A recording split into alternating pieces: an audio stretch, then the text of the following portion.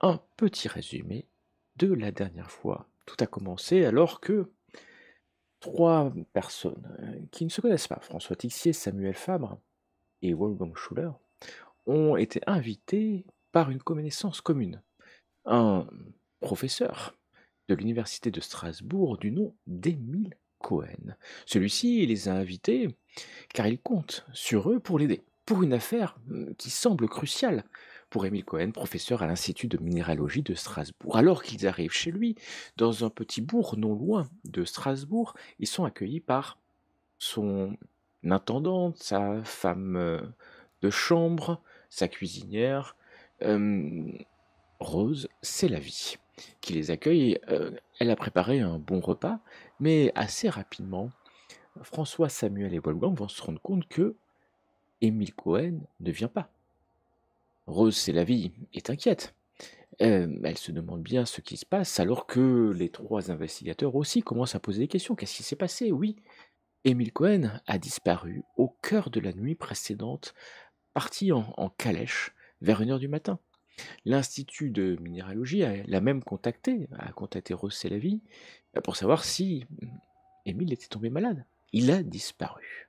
Mais, chose plus inquiétante, alors que les 3 investigateurs découvrent que la cave de la maison d'Émile Cohen est condamnée, fermée à clé, mais que l'un d'eux profite d'un moment de silence pour forcer la serrure et pénétrer subrepticement dans la cave, ils vont y découvrir une immense, une grande et surtout froide boîte. Une boîte en plomb, assez épaisse, assez grande, peut-être un cercueil, comme d'aucuns vont le penser, mais après ouverture complètement vide.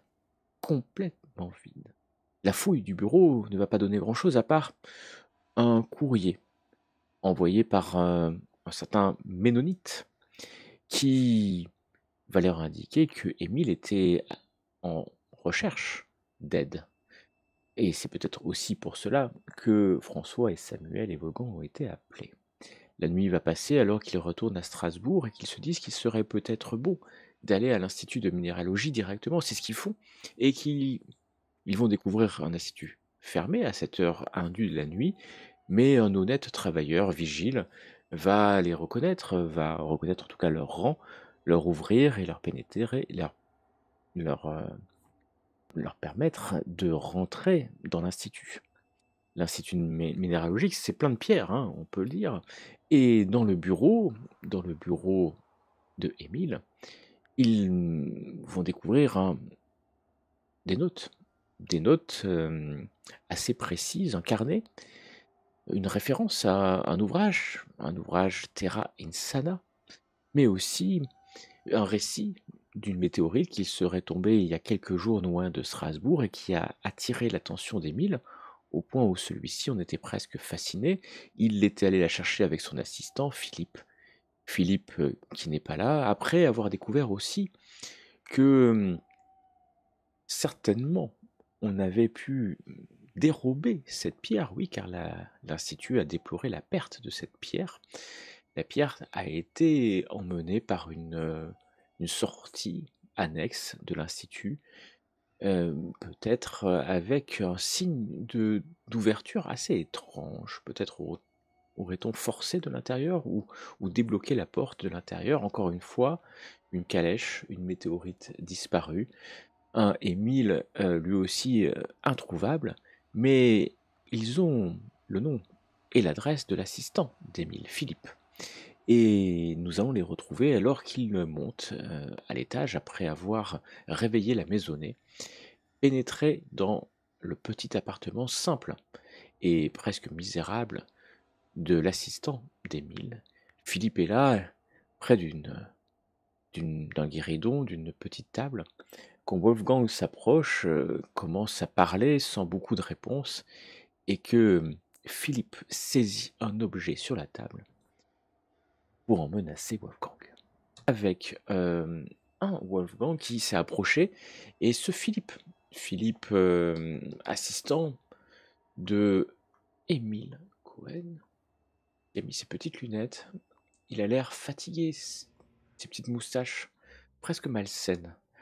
alors que Wolfgang, il se tourne vers toi, armé, pas d'un couteau, mais d'une lame, et prêt à en découdre et surtout de te percer à la Il va se jugulaire. prendre un point dans la figure. Et c'est exactement ce qui va se passer. Alors, Moins de 14. et c'est parfait. Et malheureusement, peut-être surpris par l'agressivité non dissimulée, ni même contenue de Philippe, celui-ci va enfoncer son stylet dans ton épaule, engendrant une réaction qui peut ressembler à un cri peut-être. Wolfgang, même si tu le maîtrises assez vite, il est face à toi et puis il va continuer à appuyer, mais je vais me tourner vers François et Samuel pour savoir ce que vous faites. Est-ce que vous réagissez à cette attaque? Moi, personnellement, je vais. Alors, ça dépend lequel des deux est le plus avancé. Hein, si François Siru avant moi, parce qu'il ne doit pas y avoir beaucoup de place. Mais si je le peux, je vais essayer d'aller me placer derrière l'assistant pour essayer de donner un coup de main à Wolfgang pour l'immobiliser. Enfin voilà, je vais apporter mon aide pour essayer de neutraliser le forcené. Tu passes derrière lui, tu vois que tu peux essayer de la même façon, hein. Tu passes derrière lui, mais l'homme est forcené, hein, clairement forcené, alors que tu essayes, mais tu n'arrives pas à le maîtriser. Et pourtant, vous êtes deux dessus, et tu vois qu'il a enfoncé un stylet dans l'épaule de Wolfgang qui ne tique pas, car c'est un guerrier, un soldat, un militaire. Mais c'est douloureux, certainement douloureux. Il y a du sang qui coule par terre. François. Moi, j'essaie d'attraper, je regarde s'il n'y a pas un objet contondant dans la pièce qui peut me servir d'arme, entre guillemets. Oui, tu vas trouver une lourde pierre, oui, car on est chez l'assistant d'un professeur en minéralogie. Il a quelques pierres qui sont là. Tu ramasses un morceau de granit Bah, et après, j'essaierai de taper. Hein. et tu t'approches de lui avec toute ta force. Tout en disant calmez-vous, voyons. Et bam. Il est entouré de deux personnes. Je vais te faire un test de sauvegarde de force, mais avec avantage cette fois-ci. Non, c'est bon. Oh là là, on a on a failli avoir un 20, mais on a un 2 surtout. Et donc, tu prends ta pierre et bam, ta scène sur la nuque du pauvre Philippe, oui, car de forcené, il est devenu pauvre, vu que tu l'assommes d'un coup net et précis, et qu'il tombe en lâchant le stylet qu'il a et qui reste coincé dans l'épaule de Wolfgang. Je vois pas le résultat dans le chat, juste. Hein. Je voyais les résultats des autres, je voyais pas C'est sur ce parce que je faisais. que toi, t'es honnête, tu lances seulement le MJ. Eux, c'est des malhonnêtes, ils veulent voir leur jet. D'accord. C'est pas grave, je n'en reveux pas pour cette fois-ci. Mais le résultat est le même. Tu viens d'assommer d'un coup de pierre. Le pauvre Philippe, il tombe, ses lunettes se cassent. Wolfgang, t'as mal, hein. C'est le moins qu'on puisse dire. La douleur est forte, mais t'as vu pire. La blessure est superficielle, de plus. Qui vérifie l'état de Philippe, savoir s'il est vivant, bien sûr,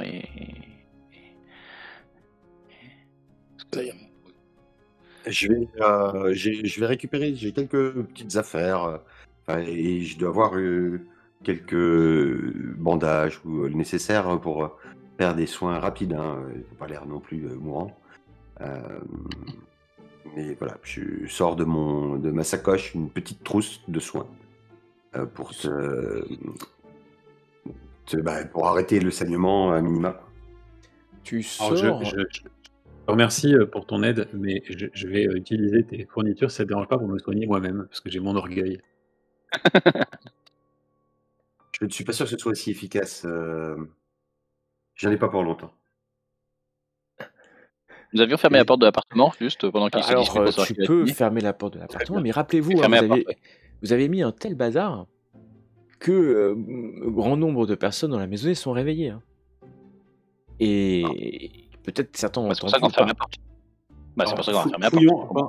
En fait, je boude beaucoup, donc c'est difficile de me soigner, parce que on va fouiller d'abord. Vous commencez à partout, fouiller. mon ami. Moi, je ferme la porte et je fouille au bureau ou ces endroits, effectivement. Alors, de bureau, point de bureau. Il y a des notes. Des notes, point de notes. Quelques pierres, quelques vêtements, et c'est tout. Rien dans cet appartement, enfin dans cet appartement sommaire, hein, c'est une seule pièce.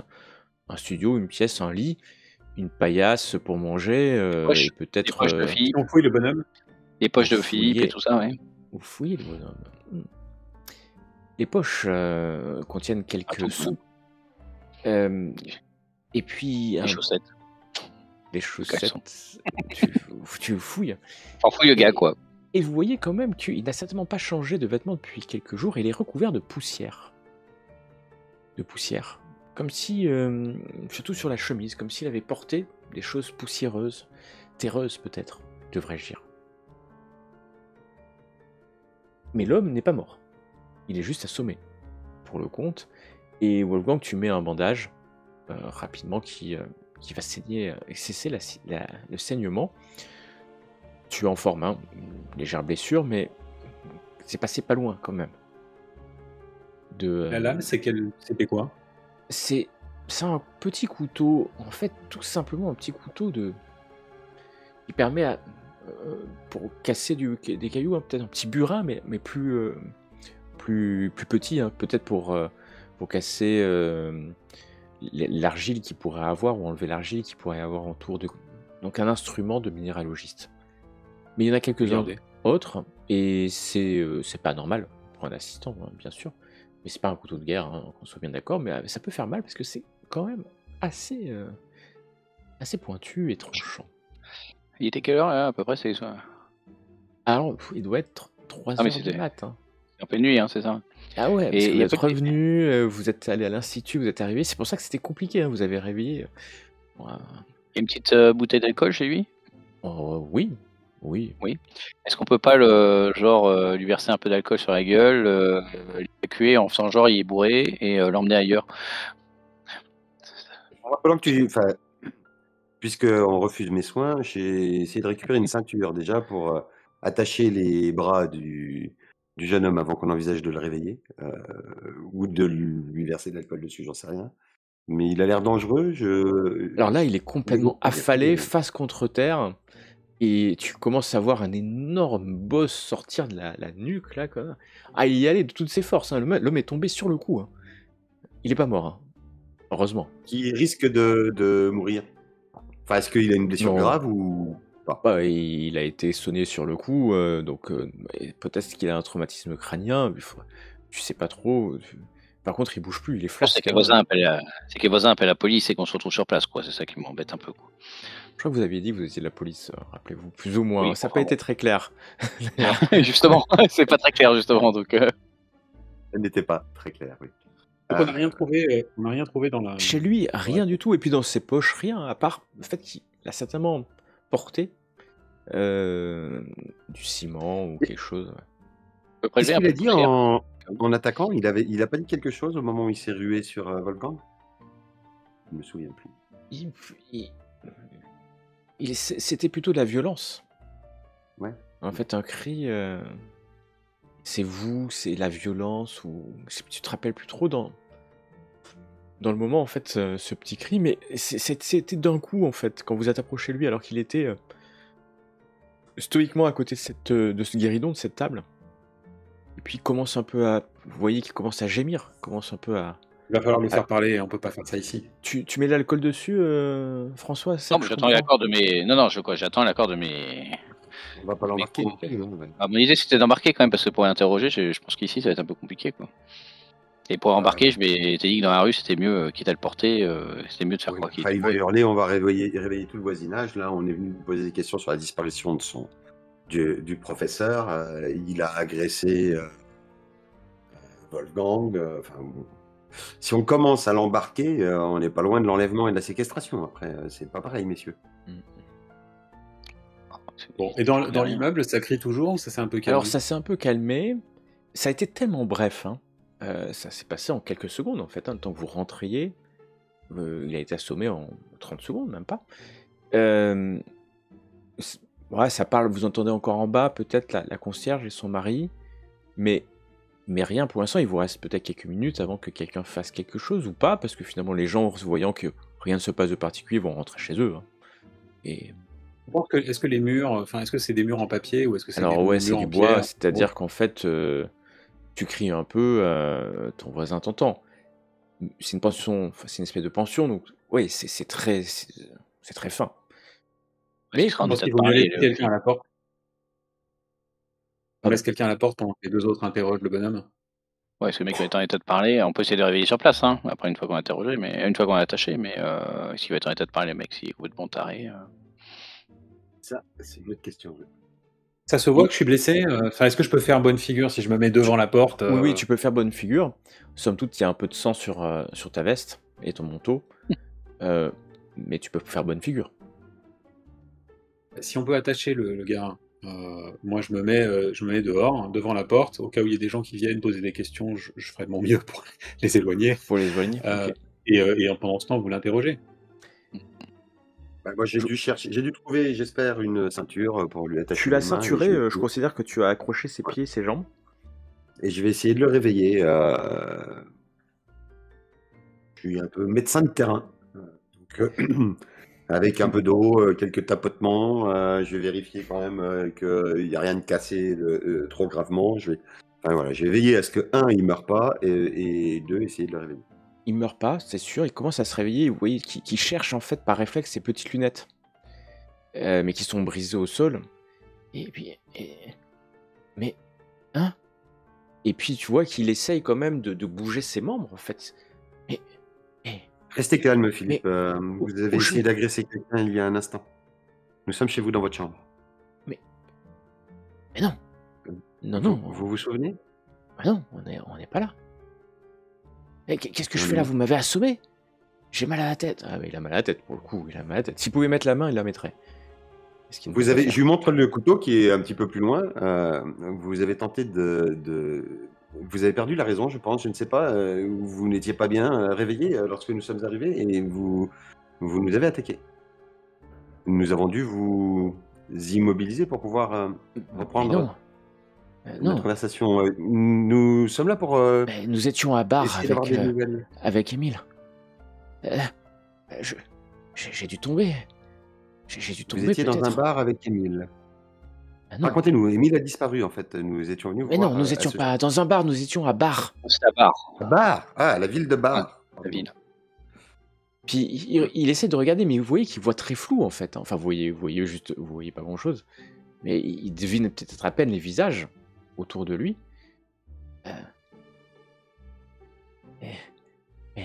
Émile? Émile n'est Émile pas là. Émile a disparu depuis 2 jours. Enfin, un jour et demi. Quel jour sommes-nous d'après vous? Ah, nous sommes le 7. Nous sommes le 7. Non, nous ne sommes plus le 7. On si. doit être le 11 ou le 12 là maintenant, je crois. Je sais plus là. Non mais Personnellement, je ne sais plus si on est le 11 ou le 12, mais. vous m'avez enlevé. Vous Ben, m'avez non, enlevé pas à du tout. bar. Nous sommes dans votre chambre à Strasbourg. Il regarde à droite, à gauche. Tu sens qu'il commence un peu à paniquer en fait. Hein. Vous avez une absence, une forme de perte de mémoire, je pense. Je suis dans un hôpital psychiatrique, c'est ça? Non, vous vivez dans une pension de famille. Vous ne reconnaissez pas votre chambre, votre lit, votre bureau avec votre matériel de minéralogiste, enfin d'apprenti.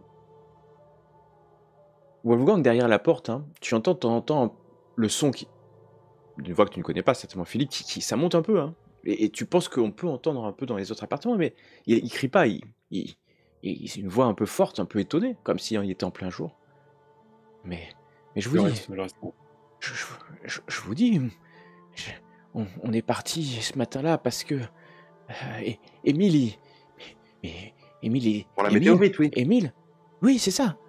On allait récupérer la météorite et puis on s'est approché de l'endroit et puis là on était là, je me rappelle, j'étais là. Et vous avez prélevé un échantillon. Non, je suis là. Et là maintenant je suis ici. Oui. Et entre les deux, vous vous rappelez de rien. J'ai mal à la tête, j'ai dû tomber, hein, c'est ça. J'ai dû tomber, me heurter la tête en descendant dans le trou Mais parce que j'étais en train de descendre dans le trou qu'a fait la météorite, c'est ça.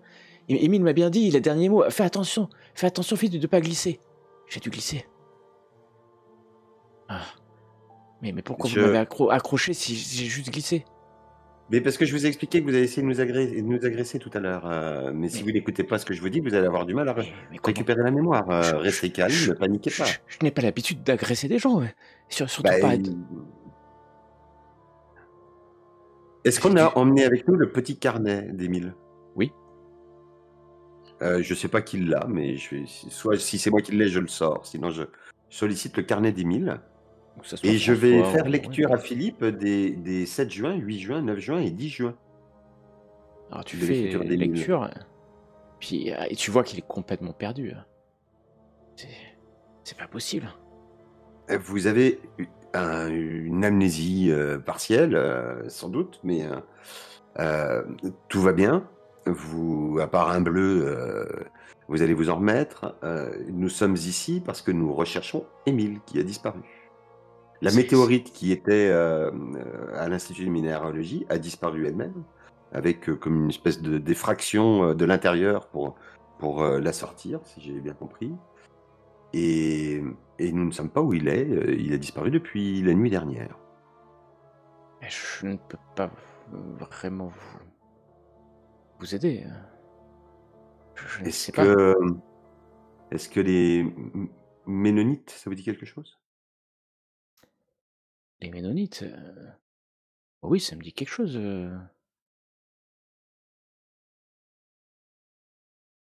A priori, Émile leur a demandé de l'aide. Nous sommes des anciens amis d'Émile. Nous avons étudié avec lui. Il semble Il y regarder a quand bien même longtemps. ses poignets et puis ses pieds complètement. Je Alors, on va ranger le couteau là, enfin l'outil. Je veux bien vous détacher, simplement, il serait fâcheux que vous en preniez à nouveau à nous. Mais, bah, mais je m'en prends à personne. Je ferai pas de mal à une mouche. Je Et encore je ne moins un suis pas homme. sûr que la grosse mouche qui garde la porte derrière, soit totalement en accord avec ses propos, mais, je Ah, pousse le il regarde couteau la et porte, mais je lui délie, les jambes, les jambes, puis les mains. il va essayer de se relever, mais tu vois qu'il est pas bien. Il est complètement encore dans les vapes. Il s'assied sur son lit. Et là, il peut enfin toucher. Je vous l'avais dit, j'ai dû tomber et me heurter. Regarde, j'ai encore une énorme bosse. Non, nous vous avons assommé Assommé. pour vous neutraliser parce que Je vous suis étiez, désolé si j'ai voulu faire mal à quelqu'un, mais il est quelle heure? oui, il est 3 heures du matin, quelque chose comme ça. Mais 3 heures du matin. Et comment je suis arrivé ici alors? Heu, Bah, c'est une bonne question. Alors les Ménonites, ou le Ménonite, c'est, c'est étrange que vous me posiez la question parce que, heu, c'était, il y a quelques mois déjà, en étudiant des pierres et puis un ouvrage aussi, j'ai oublié le nom de cet ouvrage, Terra Terra Terra Insana. Insana, Ouais, ouais, mmh, et j'en que parle à la fin de qu'Émile m'avait demandé de faire des recherches et un peu étrange et c'est vrai que dans ma famille, les rebouteux, ce genre de choses, on connaît. Après tout, moi je viens de la campagne et j'avais trouvé ce prêtre-là, à l'église ménonite de Bourbruche et son prêtre, comment il s'appelle? Paul Thomas, Breuckelic et ils vivent dans la vallée de la Bruche, pas très, très loin et je sais qu'ils ont commencé à correspondre il y a quelques mois. Ménonite, c'est ça, pour moi. OK. Mais il faut en Et parler à le Terra Émile. Insana, vous savez où il est le livre? Puisque dans son carnet, Émile, expliquait qu'il avait, fini de lire, le Terra Insana et que, je vous rappelle ses propos: «Nos suspicions étaient fondées, il faut agir au plus vite». Vous l'avez Écoutez, lu ce livre? moi je l'ai pas lu, mais je sais qu'il est à la bibliothèque de l'université. C'est sûr, parce que la première fois qu'on en a parlé, c'était il y a quelques mois, voire plus, hein. Hem, je sais pas pourquoi il voulait lire d'autres ouvrages comme ça. C'est pas le seul qu'il a lu. Des ouvrages que personne ne lit d'habitude parce que c'est plein de fables et de fausses histoires. Mais après, je pense qu'il a lu, elle est dans la bibliothèque, mais enfin le livre est dans la bibliothèque. On OK. c'est sûr. Ouais, il va falloir que je dorme un peu parce que je commence vraiment à avoir très très mal à la tête. Il se pose Il d'ailleurs un est un peu peu sur tard son de lit, toute hein. façon. Il est un peu tard de toute façon. Je Puis pense que il se nous allons regarde et devoir il dit, aller nous coucher. mais pourquoi je suis sale comme ça quand même? Bah, à mon avis, vous avez transporté de la roche, sans doute peut-être de la météorite. Il semblerait que le morceau de météorite que vous avez récupéré, d'après ce qu'en dit Émile, avait tendance à diminuer de taille. Je ne sais pas, peut-être se désagréger, j'en sais rien. Mais moi j'ai jamais vu ce météorite, hein. Je suis descendu dans le trou. C'est la seule chose dont je me souviens. Est-ce que j'entends la conversation? Ah oui, tu entends, mais comme je te dis, c'est vraiment un mur, c'est. Toi, t'es juste à côté, t'entends, hein. Bon, j'ouvre légèrement la porte. Est-ce que le type de poussière que vous avez sur vous correspond à un type de pierre en particulier? Alors, il semble te regarder, mais tu vois bien qu'il te voit pas, hein, vu la distance. Mais il va répondre. Ah, il va mettre un peu dans sa bouche. Ah non, c'est bizarre comme. Je connais pas, mais enfin, faudrait que j'ai un microscope ou. Puis à force de se toucher, et quand même, il va ouvrir sa chemise juste devant toi, Samuel, et tu vois en fait que il y a ses côtes qui sont brisées là. Tu vois d'ailleurs, il y en a deux qui semblent presque à sortir de sa poitrine en fait. Et il les touche comme ça. J'ai mal là aussi, hein. J'ai mal. Mais il réalise pas. Tu penses qu'il réalise pas en fait que normalement il devrait être plié en deux de la douleur de ses côtes brisées qui sont. Ouais, alors tu vois la forme en fait, hein, des deux côtes brisées qui sont avancées en fait vers. Qui tendent la peau en fait. Qu'est-ce que c'est que ça? Et puis il commence à réaliser la douleur. Ok. Bon, ça saigne pas. C'est ça qui est bon aussi. Peut-être qu'il a trop mal à la tête pour réaliser qu'il a mal à la côte. Aux côtes. Et Il va quels se étaient les poser. autres livres que Émile lisait? Émile, il y a pas mal de livres de minéralogie, mais aussi de légendes anciennes sur la région de Strasbourg. Légendes et. Il, il voulait faire des liens entre des pierres anciennes, les pierres tombées du ciel et des rites païens. Mais, vous savez, moi, autant je crois que les rebouteux ou ceux qui font du magnétisme peuvent nous soigner, autant ils finissent un signe de croix. Ouah, tous ces trucs, ces choses-là, euh, qui sont pas catholiques, ça doit être brûlé. Faut pas écouter, c'est le démon, hein. Mais Émile, il est pas comme moi. Il, il est de l'ancienne religion. Il me disait de pas Bon, croire à toutes ces fariboles et ces légendes catholiques. Que un bon croyant, il pouvait résister à la tentation du malin. et qu'est-ce que vous appelez l'ancienne religion? Eh ben, les juifs. Oui. Après, c'est un bon gars quand même, hein. Et alors, dans ce petit antisémitisme latent du quand même, vous sentez toute l'époque, euh, qui heureusement n'est plus le cas aujourd'hui. Il va Je se pense poser que un peu, hein. avant de vous coucher, vous feriez mieux de vous rendre dans un hôpital. Euh, effectivement, c'est peut-être. Il survivra hein, aux côtes cassées, hein, mais il va falloir faire quelque chose. D'un coup sur la tête, il vaut mieux pas aller se coucher après sans observation. Ouais. Alors, il est très fatigué.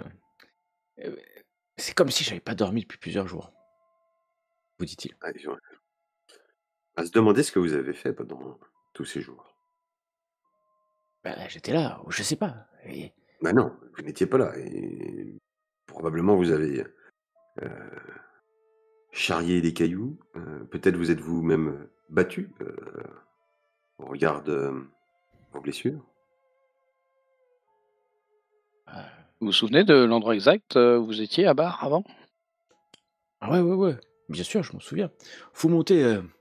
Il y a la ferme des Michel. Vous tournez à main droite. Il y a le gros rocher, le moussu, comme on l'appelle. Vous tournez à gauche, vous descendez sur à peu près 300 pieds, quelque chose comme ça. Puis il y a il y a la ferme de la mère Richard qui est là. Vous allez surtout pas à gauche, hein, où il y a la rivière, mais plutôt vous continuez un peu vers le grand arbre. Et puis un peu derrière, vous pouvez pas le louper. Les arbres sont tombés à l'endroit où la météorite est arrivée. On l'avait entendu, hein. Puis il y avait le maire qui était là, qui nous a fait signe d'y aller, de voir. On y allait, je me rappelle, hein, et puis il y avait quelques personnes autour, on n'était pas tout seul, hein. Il y avait quelques paysans qui étaient venus voir. Et puis là, moi, je suis descendu dans le trou pour le voir. Parce qu'Emile m'a dit, mais fais attention, hein, ça glisse. Et puis là, je me rappelle plus. On était allé avec la calèche, tout le matériel, hein. Est-ce que vous êtes d'accord, une fois que vous serez un peu reposé, éventuellement nous aider à retrouver Émile? Bien sûr, je dors là, et puis au petit matin, je viens vous aider, hein. Foi de Philippe, je laisserai pas mon patron tomber. On se donne rendez-vous demain matin, messieurs? Enfin, tout à l'heure. Ça va pas L'aube, attendre, vous avez quelques ça devrait nous laisser 2 ou 3 heures de sommeil. ce qui ne sera pas de trop. Nous allons, Je vois très bien. 5 heures quand même. Nous allons faire une petite ellipse. Vous allez pouvoir rentrer chez vous, quittant cette pension de famille. Vous rentrez assez fatigué. Vous endormir, je ne sais pas, plus ou moins bien quand même. C'est pas forcément facile. Et vous dire, vous réveillez à l'aube. L'aube, c'est dans quelques heures à peine. Vous essayez quand même de faire une bonne nuit. Une demi-nuit, quoi. 4 Petite nuit. 4 heures de sommeil, c'est bien. Allez, 4 heures. 4 heures de sommeil. On sait à quelle heure ouvrirait la bibliothèque universitaire? Oui, au petit matin, vers 8 heures, elle sera ouverte, hein, c'est sûr. Comme l'université et les instituts ouvrent assez tôt. Donc, Du coup, on a... à 9 heures, ce qui nous laisse le temps de dormir un petit peu, et éventuellement de passer voir si on peut récupérer ce livre avant de retrouver Philippe. Parce qu'on a 3 choses, hein. On a la bibliothèque universitaire, on a le site de la météorite, et on a l'église des Ménonites. Et puis l'amnésie de Philippe. Et l'amnésie de Philippe, alors, je ne sais pas s'il serait d'une grande aide. Peut-être qu'il va aller à l'hôpital. Vous ne savez pas, mais en tout cas... On ne sait pas dans quel état on va le retrouver le lendemain matin, surtout. Si on va le retrouver. Voilà. Pour ceux qui ont un peu de... comme Samuel et Wolfgang, sa blessure à la côte n'était pas mortelle, hein, bien entendu, mais doit être extrêmement douloureuse. Vous demandez même d'ailleurs comment il a pu tenir sans médicaments, ou en tout cas calmant. Alors bon, à cette époque, hein, il n'y a pas non plus énormément de calmants. Voilà. 8 heures arrivent cette journée de juin. Il fait relativement beau quand le soleil se lève plutôt tôt, et que, dites-moi, vous retrouvez, je comprends, devant l'institut, hein, c'est ça? Ou on s'est donné rendez-vous devant l'université, devant la bibliothèque universitaire. Universitaire pour y récupérer le bouquin. Très bien. Vous arrivez donc, ça va être le jour pour le coup, à l'institut, et très vite, la bibliothèque est accès libre, hein, puisque c'est une bibliothèque universitaire. Il va pas vous falloir longtemps avant de trouver la référence. Alors, il y a des fiches, hein, bien entendu, on est à l'ancienne. Terra Insana est un ouvrage, et vous allez vous rendre compte que, pour l'instant, l'ouvrage est emprunté par un universitaire. Et cet universitaire s'appelle E. Cohen. Depuis quand il est emprunté? Il est emprunté depuis le 8 juin.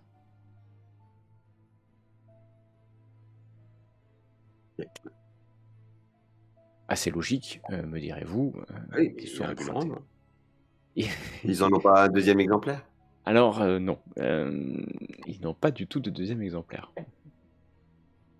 Ils ont une idée d'où on pourrait s'en fournir un à Strasbourg? Alors, déjà, il n'y a pas d'édition. C'est un ouvrage certainement unique. Ah, okay. Mais il est référencé comme... pas comme un ouvrage universitaire, mais comme une œuvre romancée.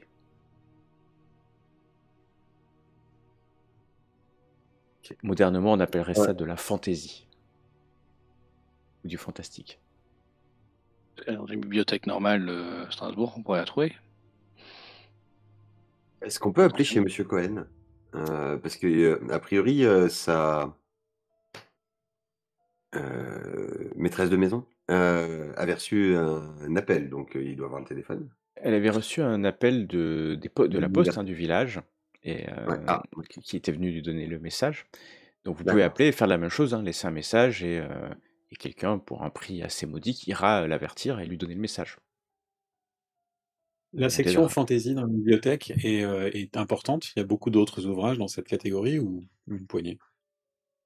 Alors, il y en a pas mal d'ouvrages qui traitent de ce qu'on appellerait aussi la science occulte. C'est pas une zone où il y a énormément de personnes, ni beaucoup de livres, mais comme c'est une université, bien entendu, ils se doivent d'avoir un large panel de livres. Et donc là, oui, tu vas en trouver. C'est une grande bibliothèque, hein, pour le coup. Universitaire de Strasbourg, c'est quand même gros. Donc tu vas trouver plusieurs dizaines d'ouvrages qui traitent de ce que les gens diraient des sciences improbables, des choses que des gens ont écrites peut-être pour passer le temps, mais c'est loin de la science moderne. C'est du folklore rural, de la superstition et des croyances anciennes. Exactement. Je vais Chose regarder à qui- tout hasard, mais vraiment sans y passer trop de temps, s'il y a des ouvrages qui parlent de choses tombées du ciel ou de ménonites. Alors, Ménonite, tu Moi, je fais vas. un tour à la poste, hein, pendant ce temps-là. Je fais un tour à la poste pour envoyer un message Ok. chez Monsieur Cohen et demander s'il y aurait chez lui le livre Terra Insena, et si c'était le cas, qu'on nous en informe, enfin qu'on nous envoie un mot. Je donne mon adresse, hein, pour qu'elle puisse nous faire un retour.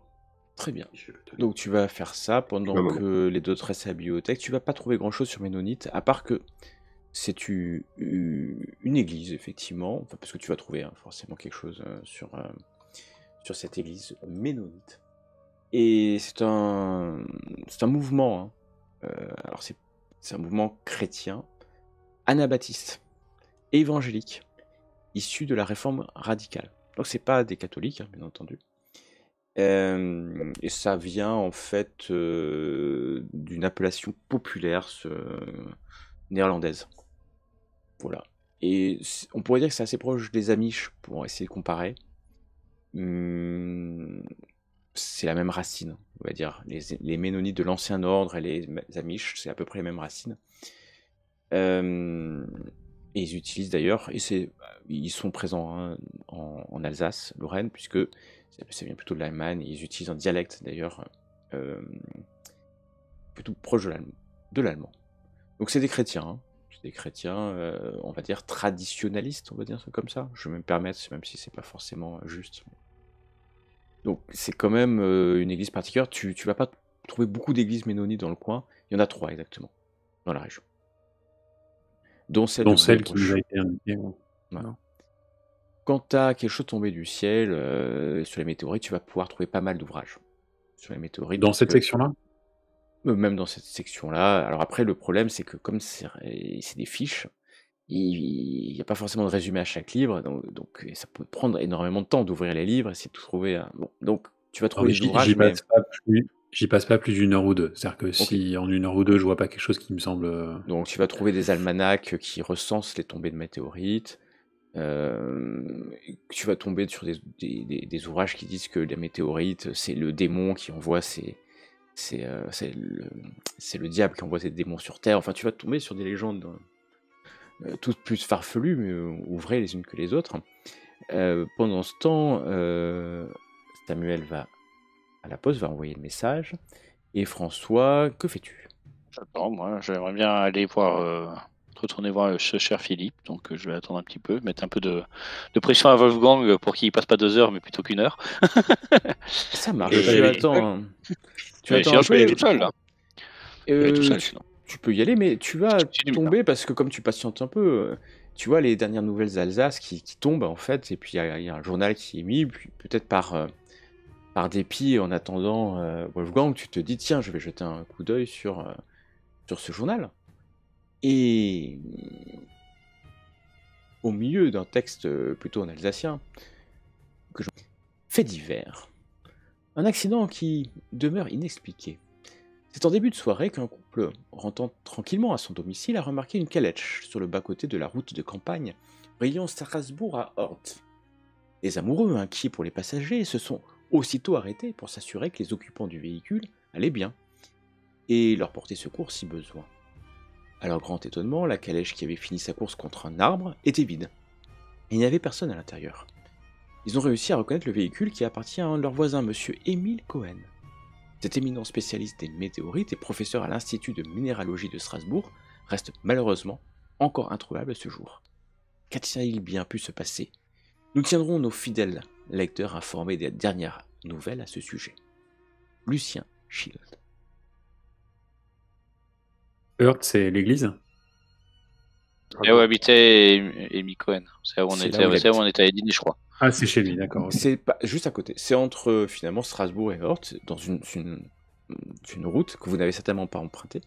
Le journal parle de quelque chose qui s'est passé hier soir. Donc, peut-être avant que vous arriviez même chez Émile, On arrive, quoi. puisque c'était en fin de journée. Mais vous savez qu'à cette époque, les nouvelles vont pas aussi vite que ça, et le temps que l'information remonte, que la maréchaussée arrive, que les journalistes soient... Voilà, il faut des heures. Donc peut-être pendant que vous étiez, certainement pendant que vous étiez avec sa gouvernante, Rose, certains trouvaient la calèche abandonnée, et surtout empalée, on va dire empalée, qui a heurté un arbre. Juste à noter que nous sommes le vendredi 13, quand même, c'est sympathique. Mais je ne voudrais pas réveiller de vieilles superstitions. Aucune, bien entendu. Et Philippe ne vient pas. Quand vous avez fait vos affaires, hein, quelque part, il est 10h30 peut-être, 11h, quand vous retrouvez à l'Institut. 10h, Il est plus 10h30. Il n'est toujours pas là. Ce On qui va aller vous- chez lui. Vous allez chez lui Ouais. et Vous allez chez Philippe? vous allez chez lui. Vous arrivez à la pension de famille qui, la porte est grande ouverte, pas comme à 3h du matin. Vous pouvez rentrer et quand vous rentrez, une femme sort de la loge. Ah, vous êtes encore là. C'est vous qui étiez là cette nuit.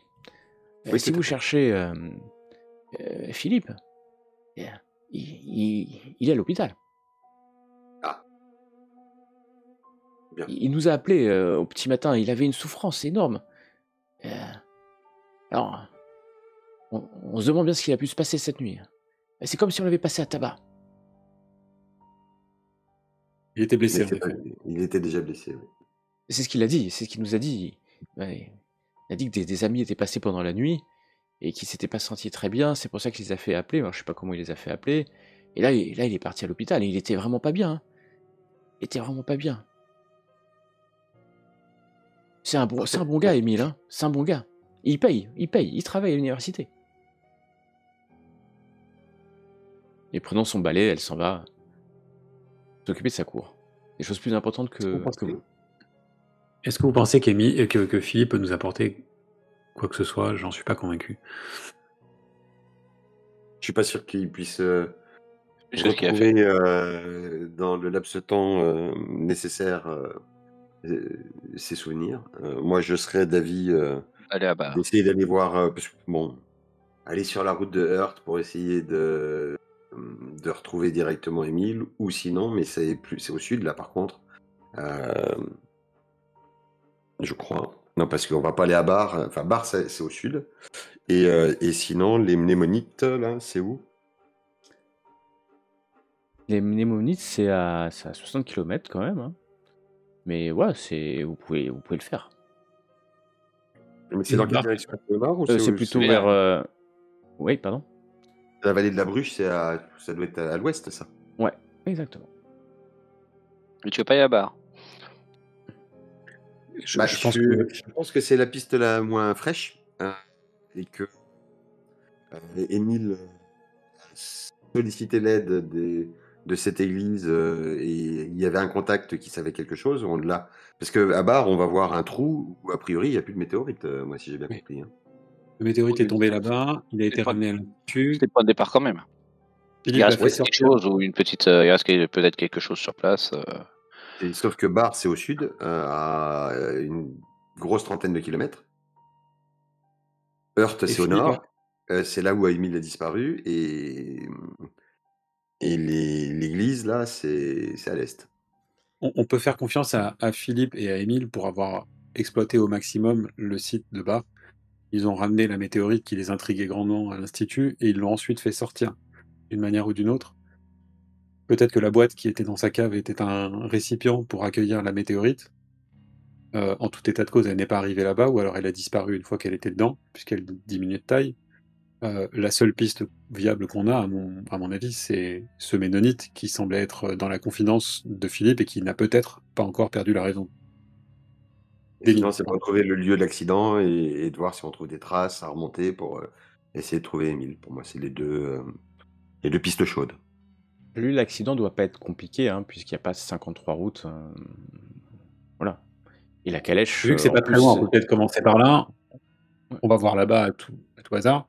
Et ensuite, direction l'église. Et c'est des voisins, hein, donc la calèche a certainement été ramenée à son propriétaire, c'est-à-dire dans la demeure. Et si on la heurte, ça permettra, même si j'ai perdu mon temps à envoyer un message, de jeter un œil dans son bureau si on trouve pas le livre Terra Insana, qui pourrait peut-être nous apporter des éclairages. Quand on a fouillé les lieux hier, je pense pas qu'on aurait été attentif si on avait aperçu ce bouquin. Donc, ça mérite qu'on jette un autre œil. Autant vérifier si Émile n'est pas revenu chez lui. Allez, Exact. on va à Heurt. Vous arrivez à Heurt, le temps d'arriver, peut-être vers midi, vous rejoignez la demeure de Rose et puis surtout d'Émile. C'est exactement ça quand je vais vous ramener d'ailleurs au salon d'Émile où tout a commencé peut-être la veille. Vous êtes fatigué, hein, que ce soit bien clair. La nuit a été courte et Émile n'est toujours pas retrouvé quand vous arrivez dans la cour de la maison se trouve la calèche, cette fameuse calèche. Il y a un cheval, pas très loin, le cheval certainement d'Émile, et vous êtes accueilli par Rose elle-même qui dévale rapidement le perron de la maison. Et, vous l'avez trouvé? Vous l'avez trouvé? Malheureusement, pas encore. Retrouvé. Et nous avons retrouvé son assistant, qui est à l'hôpital là maintenant, qui n'était pas en très bon état. Émile a lu un ouvrage qui pourrait peut-être nous mettre sur ses traces. Je ne sais pas si vous avez déjà reçu, je vous ai fait passer un appel, un ouvrage qui s'appelle Terra Insana. Vous savez s'il serait dans sa chambre ou dans son bureau? Non, mais je l'ai trouvé. Dans la calèche. Dans la calèche. Quand il a ramené, ce matin, la maréchaussée a ramené la calèche. Et donc j'ai vidé entre guillemets la calèche. Il y avait sa veste. Et puis il y avait elle vous fait rentrer hein, dans le salon. Vous retrouvez là, dans le salon, d'Émile. Alors qu'elle cherche un ouvrage qu'elle va trouver, bien entendu, puisque elle va vous montrer un ouvrage en cuir. J'allais dire un ancien ouvrage, non, pas plus que ça, c'est simplement un ouvrage. Tout ce qui est le plus classique, je vais dire. Ah, on commence à le regarder, c'est écrit en quoi? C'est écrit en français. Ou en allemand, comme vous voulez. Mais c'est bien Terra Insana, c'est marqué dessus. Et c'est pas... Il n'est pas vermoulu, hein. Il n'est pas recouvert de peau humaine. Que ce soit bien clair. Ni particulièrement ancien. Et il s'agit d'un rapport, c'est en allemand, excusez-moi. Mais vous parlez l'allemand. D'un ouvrage de Franz Helling, un minéralogiste de l'Institut de minéralogie d'Innsbruck, en Autriche. Et il contient le récit, semble-t-il, dès le début, en résumé, de l'arrivée d'une météorite. Et vous avez eu l'impression que ça décrit le lent processus de désolation qui s'ensuit dans la région. Et vous voyez d'ailleurs qu'il y a une petite note dans l'ouvrage, hein, c'est pas noté sur le livre, mais dans une feuille de papier. Pour ceux qui connaissent Émile Cohen, c'est l'écriture d'Émile Cohen. Et c'est pas la première fois qu'il lit ce livre, qui cherche à faire le lien sur cette note entre des régions. Il y a quelques régions identifiées de la région d'Alsace qui, dans le temps, ont certainement reçu des météorites, et il essaie de faire le lien avec cet ouvrage. Est-ce que quand des météorites arrivent, il y aurait un effet... alors parfois il parle d'électromagnétisme, enfin bon, des mots un peu savants, qui perturberaient en fait les écosystèmes et la région. Mais l'ouvrage est très vite, vous avez l'impression qu'il y a des mots, la personne a l'air de divaguer, hein, elle parle de monstres qui naissent des forêts. Enfin, très vite on sombre dans un roman en fait. Voilà. Vous pouvez passer un peu de temps, ou l'un de vous peut passer un peu de temps à le lire, hein, pour en extraire plus d'informations. Mais là, en On quelques va peut-être le minutes. lire. On va peut-être le lire dans la calèche sur la route. Dans la calèche, ouais. Ouais, sur la route de l'église. Très bien. Vous perdez On pas va, de temps, on va, vous on va remontez. peut-être boire un petit café, prendre un petit casse-croûte. Parce que il va Rose, pas être c'est loin la de vie, midi. vous laissera pas partir. D'ailleurs, elle a coupé un peu de rôti de porc froid qu'elle remet dans un Il y a un dans deuxième du pain, sandwich de rôti de porc. une bouteille de vin. Est-ce qu'on peut observer, inspecter la calèche et interroger les voisins qui l'ont trouvé? Très bonne idée. Vous ne soyez pas venu pour rien quand même. Je prends un petit bout de rôti, mais quand même. Tu vas pouvoir faire le tour. La calèche, clairement, est défoncée sur le côté droit. Clairement une sortie de route, hein. Peut-être tout simplement. Elle est tombée, en fait, elle s'est renversée sur un arbre glissant. Mais tu ne sais pas dans quelle direction la calèche allait. A priori, vers Strasbourg, puisque c'était sur cette route-là. Et tu vas vite interroger les voisins. Les voisins qui sont là, la voisine va juste te raconter qu'elle rentrait alors que le soleil se couchait, donc assez tard. Vous étiez peut-être déjà, d'ailleurs, chez lui, et avec son mari, ils ont reconnu, hein, c'était assez loin, puisqu'on était plutôt proche de Strasbourg. Donc la calèche allait vers Strasbourg. Hein, d'accord. Et étonnamment, donc je rappelle quand même, pour vous redonner, c'est que lui, il était parti en calèche la nuit d'avant. D'accord, hein. Donc il s'est passé une journée, et là, il était en train de repartir vers Strasbourg. C'est-à-dire qu'il était peut-être revenu, enfin vous savez pas ce qu'il avait fait en fait, hein, exactement, mais il était parti déjà quasiment 18 heures avant. Et donc là, il se dirigeait vers Strasbourg, et la calèche est tombée. Ce qu'ils peuvent juste vous dire, c'est qu'il y avait personne dans la calèche. Mais ça veut dire que Célanie nous a raconté des histoires. En fait, il était chez lui probablement quelques heures avant qu'on arrive. Juste que ce que te dit la voisine, c'est que la calèche était... Alors, encore une fois, comme elle était tombée dans le fossé, c'est pas évident de voir, mais a priori, elle allait bien vers Strasbourg. Et quelque chose à dire sur les chevaux? Les chevaux étaient blessés, les chevaux étaient pas blessés, heureusement, va-t-elle te dire. Il y en a qu'un d'ailleurs. Il était sur le bas-côté. Et certainement que la roue de la calèche a dû en fait tomber dans le bas-côté, dans le fossé, et puis et glisser. Ce qui est sûr, c'est que c'est une route qui n'est pas forcément la plus utilisée, mais que l'incident a dû se dérouler quelques minutes, une demi-heure, peut-être une heure, avant que eux la trouvent, parce que c'est pas une route quand même complètement perdue. Donc il y a forcément un peu de passage. Donc il n'y a rien qui nous permet. C'était pas un accident. Pardon.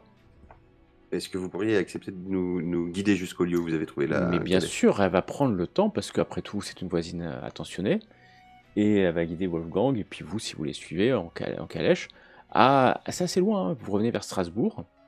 Et ouais, puis, mais de toute façon, la vallée de la Bruche, c'est un petit peu, c'est à voilà, l'est, vous revenez c'est un vers peu au sud de Strasbourg, Strasbourg, donc c'est et sur elle la va route. vous montrer, alors elle pense que c'est l'endroit, effectivement, il y a des branches cassées, et clairement, il y a eu un accident, alors c'est pas évident à voir, il y a des traces, hein, au sol, des branches cassées, ouais, c'était là, elle va vous montrer la calèche, hein, qui s'est retournée. retourner, ou en tout cas de tomber. Étrange, hein? Je vais chercher des raisons qui pourraient expliquer l'accident. Aucune raison. Vraiment, t'es sur une route large. C'est stable. Il faut vraiment avoir envie. Alors, même en t'endormant, tu peux pas parce que le cheval, il va aller droit. Il va s'arrêter si d'ailleurs lui. Donc c'est pas une automobile, hein. Donc si tu lâches et tu t'endors ou t'as un malaise, le cheval va s'arrêter un peu, mais il va pas aller dans le fossé. Donc tu te dis, plus tu examines, tu dis que sérieusement, il fallait le faire exprès. Ou alors, on l'a poussé. Mais tu vois rien d'assez costaud ou en transversal. Puis la calèche, elle est abîmée que d'un côté. On l'a pas poussé. Puis qui aurait poussé? Il faut quand même un autre calèche qui passait ou... Moi, je vais chercher des traces autour de l'endroit de l'impact qu'aurait pu faire Émile en partant quelque part, parce qu'il était a priori dans cette calèche au moment de l'accident. Il n'était pas dedans, il n'a pas été retrouvé. Donc peut-être a-t-il fui je ne sais où. Et s'il a pris un peu la poudre d'escampette dans la nature, il y a moyen de peut-être de le pister. Alors, t'essayes de trouver des traces d'Émile sur la route.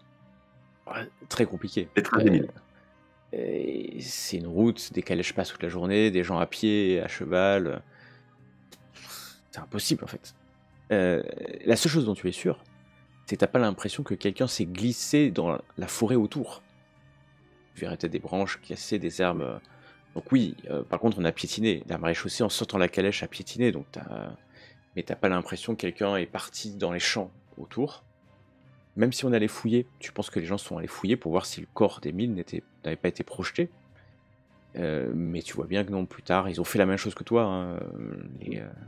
La gendarmerie ou les maréchaussées a dû fouiller. Et sur la route, incapable de trouver une piste digne de ce nom. On est d'accord que quand la gouvernante, elle nous a accueillis pour le dîner, elle nous a dit qu'il avait reçu un appel dans la nuit précédente et qu'il était parti.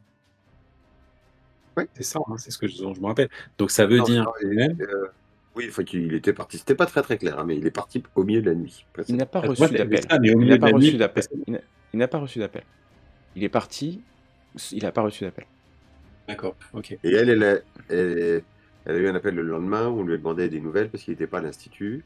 Et que en plus, l'institut avait été cambriolé et qu'on avait volé la pierre. Si j'ai bien compris. Le vol a eu lieu forcément la nuit où il est parti. Puisque mais donc on est bien dans une situation. Ouais, pardon, vas-y. Vas-y, je t'en prie. Non, parce que du coup, on est bien dans une situation où, en gros, il est parti le jour 1, pendant la nuit. Ouais. On est arrivé le soir du jour 2. Ouais. Et au moment où, globalement, on était chez lui pour le dîner, ou quelque temps un peu avant ou un peu après, il était en route de la direction, globalement, de chez lui vers Strasbourg. Donc, en principe, soit il a traîné dans le coin de chez lui pendant une journée sans être chez lui, et auquel cas la gouvernante nous a pas raconté d'histoire, soit il est repassé à un moment en lui disant de ne surtout pas parler de ce qu'il avait fait, ou j'en sais rien, et elle nous a raconté un peu des histoires. Ça se tient pour vous? Oui, non, mais oui. On devrait voir la gouvernante, elle a poussé un peu aussi. Hein. Ouais. Oui, on peut peut-être aller l'interroger plus... Alors là, ce coup-ci, on est près de Strasbourg. Remonter à Heurt pour la gouvernante, il doit être 14h. Moi, j'irais bien à l'église cette fois. Mais, ouais, parce que ça dépend, c'est 60 km, tu disais? Ouais, c'est une petite route si vous vouliez. Là, vous êtes beaucoup plus proche de Heurt, effectivement. Mais si vous voulez être à l'église dans la journée, il faut y aller maintenant. Hein. Sinon, oui. Sinon, on n'y sera pas. Vous n'y serez pas dans la journée. Mais vous pouvez y aller demain. C'est vos choix, vos décisions. La vie d'Émile. Non, enfin bon, pour moi, à moins de la menacer ou je ne sais quoi, mais elle part vite dans ses grands chevaux. Elle s'est montrée inquiète, pas très claire hier soir, hein, franchement. Voyons, une femme, elle parlera. Oui, mais tellement qu'elle va nous noyer dans un flot de paroles et que en retirer quelque chose d'intelligent sera sans doute compliqué, mon ami. Une église à 60 km, apporter des infos sur un accident de calèche. Alors, sur un incident de calèche, je ne sais pas, mais Faire savoir où est devenu notre ami, quoi. sur le fait que le courrier disait quand même la menace est effectivement sérieuse, avec l'aide de Dieu, nous pourrons la repousser, puisse l'autre monde l'accueillir. Enfin, l'homme qui a écrit ça a eu des contacts avec Émile et sait à peu près de quoi il retourne.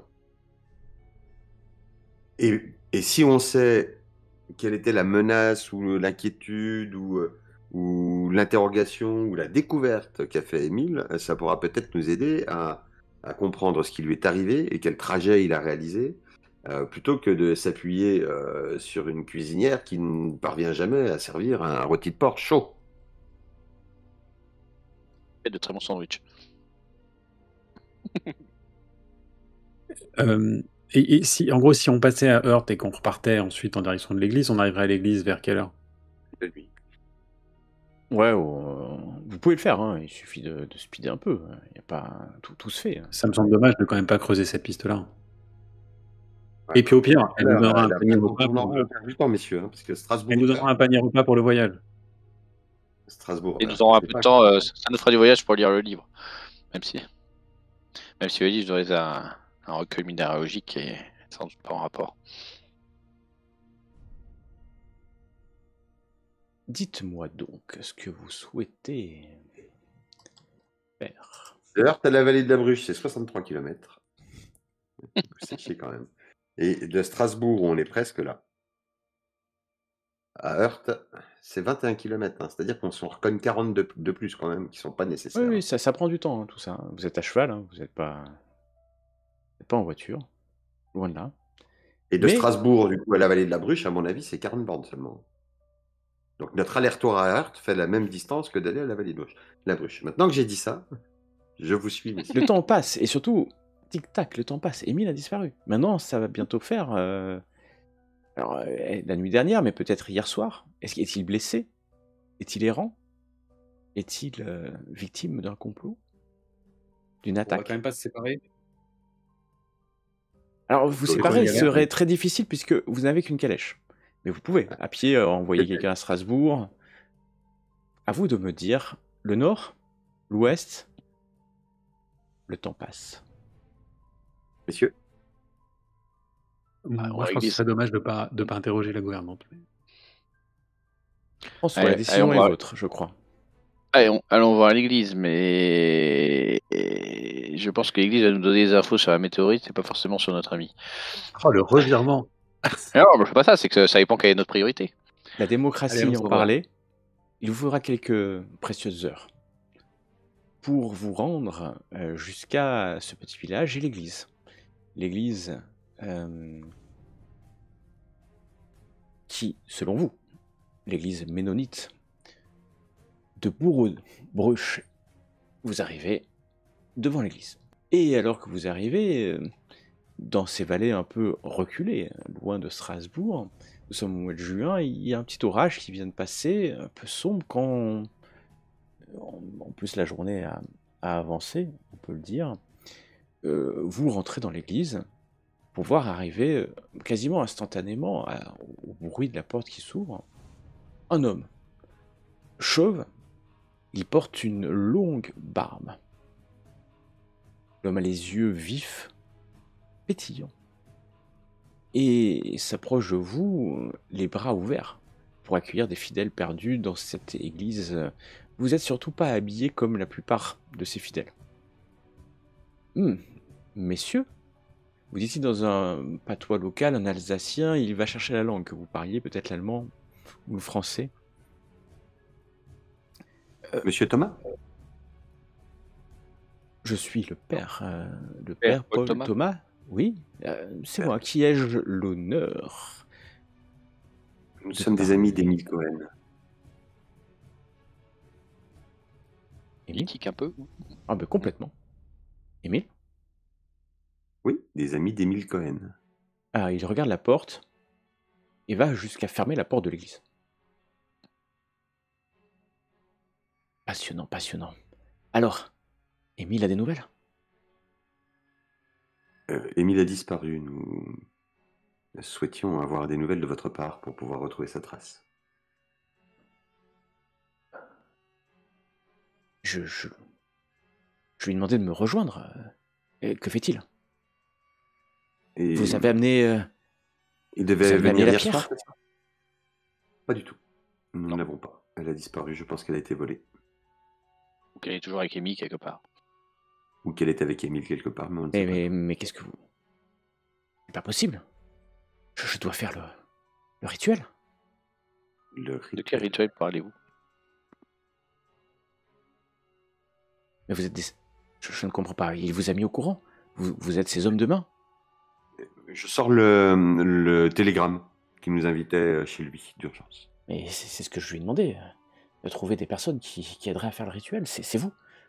Mais il n'est pas arrivé chez lui hier soir. Il a eu Oui. un accident alors qu'il était sur la route de Strasbourg. Et nous le rechercherons, nous n'en savons pas plus puisque nous ne l'avons pas vu.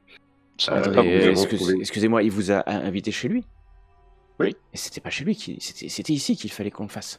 J'ai l'endroit qui... Mais ne me dites pas qu'il a tenté le rituel sans moi. Bah, nous n'avons pas croisé, donc nous ne pouvons pas vous dire. Mais... Est-ce Il que vous a voulez demandé bien de nous dire vous... Il vous a demandé de vous de mettre quelle en... menace, autour il de était la pierre. inquiété. Il vous a demandé de rentrer dans le cercle. Le cercle de craie? Ben oui, avec les 4 cercles cercles à côté. inférieurs. C'est là où vous êtes rentré. Il Nous a ne lui avons pas préparé parlé. il a préparé le rituel dans sa maison, a priori. Dans sa maison. Oui. C'est pas le bon endroit. Je lui avais bien dit. J'ai trouvé, moi. À l'endroit, dans les terres consacrées, c'est là où il faut le faire. Je lui ai dit, explicitement. Si Encore vous que nous si c'est ce expliquez un rituel. petit peu, Encore que si c'est ce rituel et cette pierre. Ouais, parlez pas tous en même temps. Désolé, à mon âge, il faut que ça soit plus clair. Monsieur avec la barbiche, là, vous n'êtes pas présenté. Vous avez tous une barbiche. Avec Non, c'est une pas tête dans le d'allemand. moi, j'ai mis tout ça. Une tête d'allemand. expliquez-nous un petit peu ce qui se passe. Émile nous a invités, il était absent et depuis nous le cherchons. Bon, je ne comprends plus rien Terra moi-même. Insana nous a dit. Est-ce qu'on a appris quelque chose en lisant Terra Insana sur la route quand même? Excuse-moi de. C'est- Eh ben non, c'est passé pas loin de l'échec.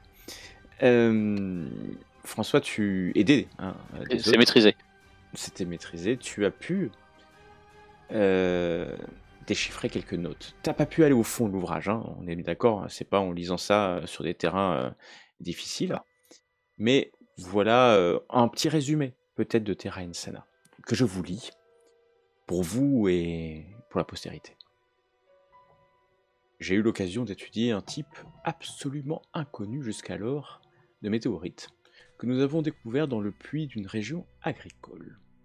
Donc c'est l'auteur allemand de l'université autrichienne qui parle. Elle ne réagissait à aucun des tests habituels et ne semblait pas faite de la matière des météorites telles que nous les connaissions. Sa principale spécificité est de luire la nuit, une couleur qui reste impossible à préciser. Nous avons ramené un échantillon à l'Institut de minéralogie d'Innsbruck, mais nous n'avons pas eu le temps d'effectuer les tests standards car le morceau avait littéralement fondu. Après avoir recherché un morceau plus conséquent, l'Institut tout entier était absolument stupéfait de découvrir qu'elle réagissait différemment de toutes les météorites que nous connaissions jusqu'alors. Un matin, j'ai découvert que l'échantillon avait disparu. Je me suis à nouveau rendu sur le lieu de la découverte, un puits au milieu d'une exploitation agricole dans l'espoir d'en prélever un autre. J'ai découvert avec terreur que la famille de fermiers qui vivaient autour de ce puits s'était entretuée. C'est comme s'ils avaient été frappés de démence. D'ailleurs, tout paraissait empreint d'insanité. Même les légumes et les fruits de l'exploitation présentaient aussi des anomalies.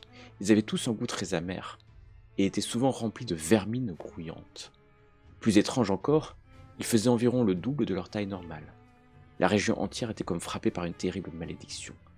J'ai redécouvert le deuxième morceau prélevé qui avait disparu de l'Institut dans le puits. Je ne peux m'expliquer ni comment ni pourquoi il s'est retrouvé ici, à l'endroit même où il était à l'origine. Ces mystères me dépassent complètement. Puisse tout cela ne jamais se reproduire. Oui, il y a peut-être quelque chose à trouver à barre. Il y aura peut-être quelque chose à trouver à part quand même.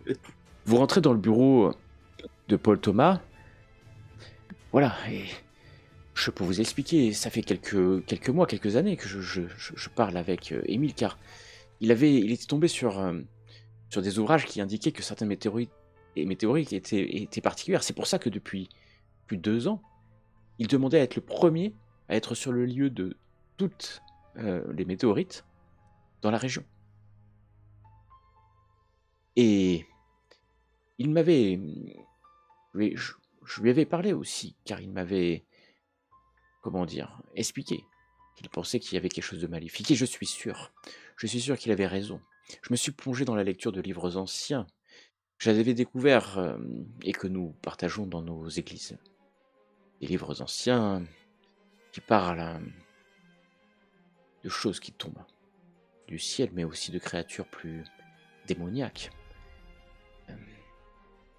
Et avec le temps, j'ai défini des rituels d'exorcisme. Vous vous rendez compte, puisqu'il est en train de vous parler, c'est quelque chose dont il croit vraiment. Il a la foi en ça. Hein. C'est pas pour lui quelque chose de faux, c'est quelque chose de vrai qui existe. Hein. Comme si le démon envoyait des cieux, ou le mal envoyait, ou peut-être même le diable envoyait ses émissaires pour nous contaminer.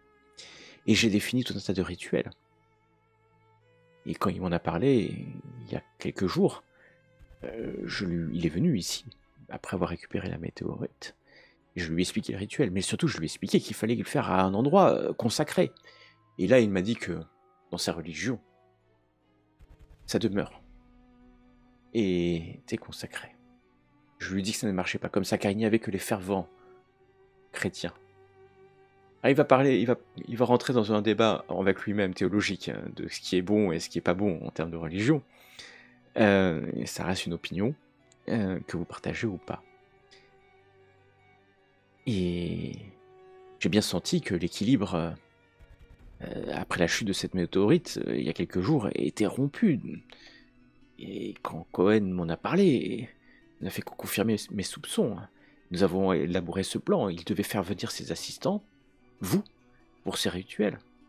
4 esprits forts. 4 esprits forts. Vous 3 et certainement Émile. Que vous dire? Je suis bien Quoi trop consiste vieux. le rituel, précisément? C'est assez simple. C'est une formule que j'ai découverte dans un des livres. La langue est ancienne, mais les mots sont puissants. S'il a tenté d'utiliser le rituel seul sans votre aide, je crains qu'il ait disparu pour de bon. Je ne pense pas qu'il l'ait tenté. Il y avait chez lui dans le sous-sol des cercles au sol, une grosse boîte en pierre, en plomb, pardon. Et s'il nous a convoqués pour cela, je vois pas pourquoi il nous aurait pas attendu une journée de plus. Oui, oui, il avait dit à sa gouvernante qu'il fallait être 4. Elle a beaucoup insisté là-dessus. Hein. C'était un dîner pour 4, etc. Donc il nous attendait pour le faire. Mais il était parti la veille, peut-être chercher la pierre. Ce que je ne comprends pas, dans l'histoire, c'est que cette pierre, de ce qu'on a pu en voir, enfin, on va prendre dessus, c'est qu'elle disparaissait petit à petit, ou du moins elle réduisait petit à petit. C'est ce qu'il m'a dit quand je l'ai vu il y a quelques jours, qu'elle semblait réduire. Ils avaient fait des mesures pour ça. Mais donc si elle disparaît, en quoi consistait le rituel exactement, puisqu'au bout d'un moment elle disparaissait. Alors je comprends Le rituel consiste, Monsieur Tixier, à renvoyer cet objet maudit dans les ténèbres des enfers. Ça a le mérite d'être clair. Bah écoutez, c'est clair, effectivement. Et à chasser de ce monde le mal qui menace l'humanité. Car nous, les Méonides, nous sommes dépositaires des secrets anciens de la vraie Église, la pureté. Et nous sommes les sauveurs de l'humanité, car à la fin, quand l'Apocalypse veillera à révéler la réalité du monde impie dans lequel nous sommes, nous serons les purs, parmi les purs. Et chacun de nous sauvera une parcelle de l'humanité. D'accord. Sans aucun doute. Émile lisait un ouvrage, Terra Insana. Nous en avons pris un petit peu connaissance sur la route. et avons vu un chapitre qui faisait état de météorites qui un peu à l'instar de la sienne, avaient tendance à fondre. Il vous en a parlé? Oui, de cet ouvrage, il m'en a parlé. Mais parce que sur un passage, visiblement, quand le chercheur allemand là, a connu un phénomène à peu près similaire avec une météorite qui fondait, mais qu'il avait retrouvé ensuite à l'endroit initial où il était arrivé. Ah, je n'ai pas cette information. Émile m'en avait pas parlé. À se demander si on ne retrouverait pas la météorite à Bar et si Émile n'a pas essayé lui-même d'y retourner pour l'y récupérer. Ah, vous m'avez dit qu'il a disparu. Ah bah, il a Je disparu sur la pense route entre Heurt et qu'il a Strasbourg, voulu mais faire le rituel seul. Et, et Dieu le il protège, nous aurait j'espère pas que... invité chez lui si Pourquoi c'était pour faire la pensez-vous répète. pourquoi insistez-vous et pensez-vous à ce point-là qu'il a fait le rituel seul si vous lui avez dit que ça ne marcherait pas et qu'il fallait être 4 et quelle était l'urgence de le faire à ce point-là? La dernière fois que je l'ai vu, il me semblait très fatigué et, devrais-je le dire, au bord de la crise de nerfs. Il n'a pas votre sang-froid. Il n'a pas mon âge, surtout, mais vous me paraissez 3 personnes sérieuses sur lesquelles je peux compter. Et si Émile vous a invité, c'est qu'il a compté aussi sur vous. Il va sortir un carnet et déchirer une feuille sur laquelle il va noter quelques mots. Alors, vous voyez que c'est pas... c'est plutôt du phonétique, d'accord? Et parce que la langue qu'il va écrire ne se parle pas. En tout cas, il va écrire en phonétique allemand quelque chose qui se prononce. Voilà le rituel à faire. Il faut être 4, entourant l'objet qu'il faut renvoyer dans les enfers. Si vous ne le faites pas, faut retrouver Émile. Mais à mon âge, traverser la campagne, il faut le ramener ici. Il faut le ramener ici. Ou alors, le faire dans un lieu consacré. Il est peut-être temps de retourner à Bar. Si nous n'avons pas récupéré la météorite sur le principe qu'elle y est retournée, si nous revenons ici, nous serions 4 pour faire le rituel. C'est ce que vous êtes en train de dire d'un certain côté. Il faut être 4. Je n'ai plus l'âge. Je n'ai plus l'énergie pour faire ce type de rituel. Ça sera certainement ma... Comment dire? Il n'ose pas dire. Ça serait peut-être ma mort. Je dois avouer que j'espère surtout que nous retrouverons Émile avec la météorite. Je pense que nous pouvons effectivement nous orienter vers Bar assez vite pour On a aller épuisé les autres options, de toute pour aller façon. voir ce qui se passe là-bas. Et ne serait-ce que pour voir aussi l'aspect dont parlait le livre Terra Insana sur les environs de la météorite et les effets sur la population locale. J'espère que ce livre ne fait que spéculer et romancer sur ce point-là, mais j'espère y retrouver Émile, effectivement. Le soir tombe, il est encore assez tôt, hein. Quand vous quittez l'église, je comprends, armé de quelques mots lancés sur une feuille de papier par un homme qui semble aussi fou que celui qui a écrit Terra Insana. Que faites-vous donc? Bon, là, il faut combien de temps pour retourner à Strasbourg déjà dans un premier temps, vu que c'est sur le chemin de Bar? Non, il vaut mieux... Non. De là où on est, vaut mieux aller à Bar directement. Ah bon? Exactement. Oui, Ça serait parce plus qu'on est, rapide. on est un petit peu au sud-ouest de Strasbourg et que Bar, c'est encore un peu plus au sud. C'est plus au sud, ouais. Bon, bah alors à Bar. Et pas trop tard. Enfin, on va pas arriver de nuit, quoi. Ah, vous arriverez de nuit, c'est sûr. De nuit, ah bon. Mm. Bon, en même temps, il y aura une belle Évidemment. auberge qui nous accueillera pour la nuit. Je dors dans la calèche, c'est pas grand-chose à côté du bruit des obus, donc... Ah, Je dis ça parce que tu ne sais pas que mon personnage chante sur le route. Pareil, Et vous ça sera pas très grave. bah moi, je continue à lire Terra Insana pendant qu'il papote. C'est... Il tu as m'occupe bien de faire raison. avancer la calèche. Là. Et vous, tu continues à lire. Ça va pas être très long, c'est la nuit tombée. Quand vous arrivez à Bar, vous traversez le village, vous retrouvez cette ferme et puis finalement Philippe elle a assez bien décrit l'endroit. Voilà, et puis vous en rappelez, Philippe qui est loin, alors qu'il fait nuit, que quelques étoiles tombent. Enfin tombent. Non, elles ne tombent pas encore. en tout cas leur lumière, arrive sur vous quand vous arrivez près d'une, devrais-je dire, un champ? Ouais, c'est ça, un champ. Et puis des arbres derrière. Clairement, tout a été ravagé, hein. Vous êtes juste illuminé par ces quelques étoiles, quelques nuages qui passent. Vous avez peut-être une lanterne, bien entendu. Et alors que la calèche s'arrête juste à côté, vous voyez cette tranchée, mais surtout vous voyez se dessiner l'ombre d'un homme, en fait, au bord du trou. Vous voyez pas à l'intérieur du trou, hein. Mais vous voyez l'ombre, la silhouette, devrais-je dire, dessinée. Vous entendez le bruit des animaux, mais vous sentez surtout une chaleur assez suffocante. Et puis il y a une vigne, juste à côté de ces nombreuses vignes, qu'on peut trouver sur les coteaux alsaciens. Et étrangement, vous voyez que les raisins, alors qu'on est en juin, sont mûrs déjà, gros, presque prêts à récolter pour vous, alors qu'on est à peine en juin. Et la silhouette est là au bord du trou, hein. Vous avez l'impression qu'elle est prête à tomber dans ce trou, alors que vous descendez de votre calèche. Ou pas. J'appelle, moi. Émile? Émile? Mon cher ami, Émile, Personne ne se retourne. on se rapproche. On s'approche, regardant effectivement, en perdant pas de vue la silhouette en question.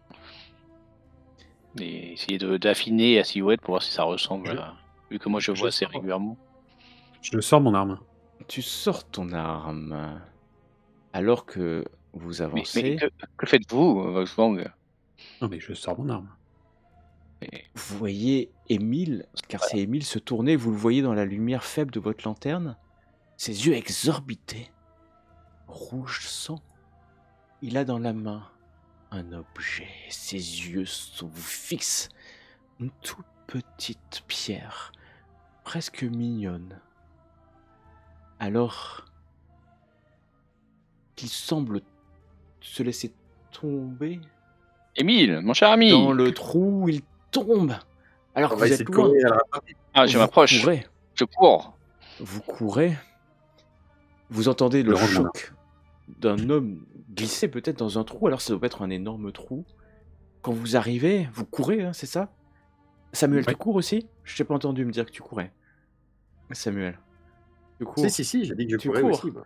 François, ouais, Samuel, Wolfgang, vous courez vers ce trou. Vous voyez un trou, une tranchée en fait, une tranchée presque militaire, éclairée par votre lanterne. Vous avez entendu l'homme tomber, Émile tomber. Vous le voyez courir, remonter. Enfin, vous le discernez à peine parce que c'est la nuit, hein. Vous discernez juste sa silhouette remonter de l'autre côté du trou et courir vers la forêt en fait. Et autour de vous... Il a l'air d'avoir l'objet dans la main ou... Ah, il a l'objet dans la main. Autour de vous, une lueur, une couleur comme... Vous n'en avez jamais vu, une couleur indéfinissable autour de vous. L'homme court, fuit. Il n'y a pas un bruit, pas un mot. Mais d'un coup, votre lueur, votre lanterne semble complètement inutile, tellement cette couleur, presque invisible, presque indéfinissable, vous entoure. Et vous voyez Émile ressortir de la tranchée. Alors vous pouvez faire le tour, hein, vous.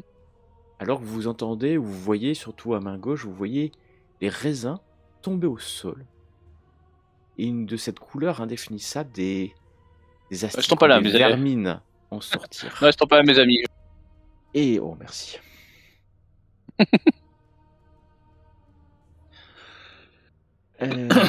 Oh, ok. C'est parfait. Nous avons deux. Pas duré sur un seul gars, je crois, mais c'est pas grave. Samuel. Samuel. Le mal est autour de toi. Le mal est autour de toi. Et plus que ça, la couleur invisible, la couleur étrange, nimbe tes deux compagnons que tu connais pas finalement si bien que ça. Samuel, d'une lueur presque maléfique. Le père avait certainement raison. Oh oui, tu en es sûr, le père Paul Thomas a raison quand il a dit que le mal envahissait les impies. Je te laisse juger de ton action. Ça dure cette étape pendant à peu près 1 minute. C'est pas très très long, c'est un espèce de choc. Et c'est pas forcément violent. Hein. En tout cas, Fuyons, mes amis, en tout cas. Alors, quand tu dis fuyons, c'est que tu fais demi-tour ou tu Non, cours je après Émile? cours après Émile, tout en disant quittons Cours. cet endroit. Wolfgang, c'est ta décision. Alors, juste pour moi, la pierre est dans le trou en principe ou Non, la pierre il est est toujours parti avec lui. La D'accord, pierre je cours après. est dans. Tu cours après. Vous courez, j'imagine que vous courez autour du trou pour pas descendre et remonter. Et Samuel, que fais-tu, choqué par la situation? Est-ce qu'Émile a l'air d'être en imbé aussi de cette lumière ou c'est mais uniquement... bien sûr, mais la lumière est partout, mais particulièrement sur tes 2 camarades autour que tu ne connais pas. Car Émile, tu as confiance en lui. J'arrête de courir parce que je vais pas rester au milieu d'eux en fait. J'appelle Émile. Émile, viens, viens! Et je retourne vers la calèche et je sors mon arme. Tu retournes vers la calèche et tu sors ton arme. Très bien. C'est une sage décision. Tu as appelé Émile plusieurs fois, tu l'as appelé à toi. Et j'apprécie cela. Ouais, t'es confiant. Pas besoin de Jacques. J'ai aucun sujet sur ça. Je ne te décevrai pas. Je savais. Mais bien sûr, Samuel, tu n'es plus toi. Tu es en possession de la couleur tombée du ciel. Il faut la protéger à tout prix. Il faut qu'Émile puisse la mener où elle devait exactement tomber, au lieu consacré, à quelques mètres de là. Il faut empêcher le mal de l'atteindre. Et tu vois les 10 silhouettes, les 2 silhouettes qui sont en train de tourner autour de cette tranchée, désignées par la couleur invisible. Et pendant ce temps, je vais quand même revenir à François et à Wolfgang qui courent. Vous courez après Émile. Vous le voyez rentrer dans ce qui semblerait un ancien cimetière. Comme si la météorite était tombée à quelques encablures en fait de cet ancien cimetière. Une forêt en fait. Quelques pierres tombales très anciennes qui sont là. Quand vous pénétrez, vous voyez Émile courir vers ce qui semble être... On est vraiment dans la forêt avec quelques tombes, mais des arbres plus grands, et il commençait à ralentir. Que faites-vous? François et Wolfgang. Vous approchez Wolfgang, dis-moi. Moi, je vais essayer de le plaquer, carrément. Quoi. Tu cours vers lui, tu vas essayer de le plaquer. Et comme il ralentit, tu cours. Ne le blesse pas trop, Wolfgang. Ne le blessez pas trop. Il n'a peut-être plus toute sa tête, mais ne le blessons pas. Tu perds de précieuses secondes à lui donner une consigne, ce qui fait qu'il avance, mais toi tu le plaques. Il n'y a aucun mal à plaquer cet homme. Et donc, tu vas, juste pour savoir si tu fais un 1. Non, ok. Tu le plaques au sol. Émile tombe dans la poussière et tu vois un tout petit caillou, mais tout petit, d'une drôle de couleur qui roule comme ça dans l'herbe entre ces arbres, et vous entendez une détonation surtout. Un coup de revolver, peut-être, de fusil, un revolver. C'est un jet de sauvegarde de dextérité, bien entendu. Tu peux y aller. T'en prie. Donc je vais sur Dex. Non, c'est pas toi, Wolfgang. La dextérité, c'est quelqu'un d'autre. Et donc Wolfgang, tu sens, voilà, dans le dos, on te tire dans le dos. Hein. Donc tu tires. Et Wolfgang, tu l'as pas senti venir, hein, bien entendu. T'as juste entendu les détonations et pouah, tu sens là la balle qui te transperce. Tu peux que tomber à genoux. Il te restait en plus, t'avais déjà pris un peu de dégâts la veille. T'es à genoux, tu saignes énormément. Tu sais pas où la balle a touché. T'es encore conscient. À peine conscient. Quelques rounds peut-être. et tu vois la petite pierre qui roule comme ça, elle roule, Et ça et je vais me ramasser cette pierre. Moi, je j'essaie vais me de tourner vers ramasser cette. François. François, tu essaies de Je veux. ramasser la pierre. Oui, Tu vois que Wolfgang vient de se faire tirer dessus. mais je me planque, moi. Émile est au sol, il Je prend ramasse la la. tête plaquée, Ouais. et tu L'objectif, ramasses c'est ramasser. la pierre. J'essaie de ramasser la pierre et de me planquer. Mais tu ramasses la pierre, mais fais-moi Mais ton oui, jet de sagesse alors. parce que moi, je suis pas très sage. Moi. François Tixier, voilà, je t'en prie. Ah mince, j'ai fait sur ma fiche. C'est pas grave, ça marche aussi Oui. très bien. Quelques instants, tu sens que, Oui, je me planque. que Arrête de me quelque tirer dessus chose maintenant. rentre sur toi, rentre dans toi, mais tu résistes. Et tu as la pierre. Tu prends le temps de te planquer alors que Je me planque dans l'idée que je vais me faire tirer dessus, justement. tu entends une deuxième détonation, ce qui fait que tu vas pouvoir refaire ton test de dextérité, Samuel, mais avec des avantages parce qu'il est planqué. Je reviens à Wolfgang. Wolfgang, tu es à genoux, tu sais que tu es encore conscient quelques instants, tu viens de voir François prendre la pierre. Est-ce que je suis en état de tirer sur Samuel? Tu es en état de tirer sur lui, bien sûr. Surtout que Samuel vient de faire un 1 et un 9. Il aurait pu faire une réussite critique. Et non, ce n'est qu'un succès. Tu es en état de te tourner, tu vois en plus Samuel qui est derrière à quelques encablures et qui tire en fait sur vous, hein, comme des cibles visibles dans cette lumière fantasmagorique. Tu entends Émile qui râle quand même. Et fais-moi Samuel les dégâts que tu vas faire sur François quand même. Tandis que Wolfgang, je crie quelque chose du type laissez-le, laissez-le, vas-y Émile, mets la pierre, mets la pierre. Bon. Je fais des dégâts, c'est ça? Ouais, vas-y. Tu cries quelque chose, mais c'est incompréhensible pour les personnes qui entendent. Quant à toi, François, peut-être es-tu bien planqué. La balle te siffle aux oreilles, t'écorche sans gros dommage. Wolfgang, tu lèves ton revolver, tu vois les yeux exorbités. Et tu entends surtout Samuel Fabre hurler quelque chose dans une langue qui te paraît si ancienne et si impie que même toi, il te paraît possédé. Tu tires? Je tire. Et c'est un test de dextérité. Tu peux le faire quand tu veux. Mais normalement, les mots qui durent. Considérer que ça touche. Et tu peux faire un des 10. Très bien. Ah bah parfait. Donc tu tires. Bam. Samuel, tu ressens plus grand chose. Tu sens juste que on t'a touché à l'aine.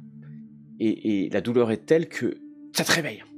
Tu reprends en fait contrôle. Tu as été possédé quelques instants. On vient de te tirer. Wolfgang vient de viser. La genou, il tire vers toi. Alors que toi-même, bam, tu tombes à genoux. Tu saignes abondamment de l'aine. Alors que François... Il fait quoi là pendant ça? Émile, il a la face contre terre. Il s'est fait plaquer au sol de manière assez violente. Il essaye peut-être de se relever, mais à peine en fait. Ok. Je remets la pierre. Je lance la pierre vers l'endroit qui serait à peu près le milieu de nous. Et je lance et je crie les paroles. Tu lances un peu au hasard au milieu de vous, qui est une ligne. Voilà. Vous n'êtes pas au milieu d'un cercle, hein, que ce soit bien clair. Non, mais à peu près. Et tu te dis bien qu'il manque quelque chose de rituel, c'est le cercle à ce moment-là. Bah oui. Mais tu ne sens pas avoir le temps, et puis tu murmures les quelques mots au moment où la pierre touche au sol. Tu murmures quelques mots, je t'en prie si tu veux murmurer ces quelques mots impies, ou on va dire qu'il sort de ta bouche. Alors, il sort de ta bouche, et d'un coup, au milieu de ce vieux cimetière d'arbres, une porte semble s'ouvrir. Sortant de la porte une brume nauséabonde. Samuel, Wolfgang, François, vous êtes conscient de ce qui est en train de se passer, alors que peut-être est-ce la douleur. Émile vous regarde. Mais où sommes-nous? La pierre vibre. Malheureusement, le portail ne s'est pas ouvert exactement à l'endroit de la pierre, car ça aurait dû être au centre du cercle. Elle Et est on à, peut lancer. elle est à 2-3 mètres, mais il faut s'approcher du portail. Oui. Il y a Samuel, à genoux, On peut pas qui lancer, pisse le on peut pas lancer sang. la pierre, hein. Moi, Ah, si la je prends la pierre, pierre, tu l'as lancée, il faut que tu t'approches, tu récupères la pierre, c'est oui, ça que je tu fais. m'approche de la pierre, je la récupère et je vais essayer Tu, d'avancer dans le tu portail. prends la pierre, tu t'approches, le J'essaye. portail est là, tellement près de toi. Tu es happé par Mais le j'ai pas envie portail. de Fais-moi un test pas de m'accrocher. sauvegarde de force avec des avantages, s'il te plaît. Avantages. C'est moi qui mets le désavantage. Un magnifique 17 et 19. Qui fait que, tout simplement, alors que Samuel et Wolfgang, vous êtes à genoux, hein, pissant du sang, vous voyez François s'approcher de la pierre, la saisir, mais il est bien trop près du portail. Bien trop près du portail. Lance-la! Alors Je qu'il est fais. happé, il essaie de la lancer, mais sa main part en même temps, et fou, il est aspiré par le portail. Vous ne À mon pouvez âme. voir que des visages ricanants au moment où il est happé, au point où... Voilà. Oh là là, merci à tous. C'est le matin. Oui, nous sommes le matin. Nous sommes... vous êtes réveillés plutôt par des bruits. Nous sommes sur des bruits peut-être de chevaux, un hennissement. Vous semblez vous réveiller. Il y a Émile, juste à côté de vous. Wolfgang, tu as saigné. Tu es très faible, mais tu arrives à te réveiller. Samuel, peut-être, tu ne sais pas ce qui se passe, mais tu as eu l'impression que tu as dû avoir peut-être le temps de faire un bandage sur ta blessure. En tout cas, vous êtes dans cette campagne, c'est plus du tout la même forme, puisque là, on est en plein jour. Vous voyez que vous êtes juste à côté d'une vigne, en fait. Et que ces quelques anciennes pierres tombales sont là en signe de vestige. L'arbre, il n'y a rien d'autre. François, quant à lui, il n'est pas là. Vous voyez juste arriver un homme qui s'approche, un fermier, peut-être. Il a un sécateur à la main. Oula! Oula, les amis! Mais qu'est-ce que vous faites là? Je crois qu'on a pris une grosse cuite, mais ça va aller. Ah, bon. Eh, il va falloir y aller, hein. Ouais, ouais, ouais. Il va falloir y aller parce que vous êtes dans mes champs et vous avez une drôle de tête quand même. Vous avez l'air d'être blessé. Oui, dis-je en regardant Samuel bizarrement. Vous voyez que l'homme va ranger son sécateur et sortir un objet qu'il va ouvrir. Je vais appeler les secours. Pardon. La fin de cette histoire.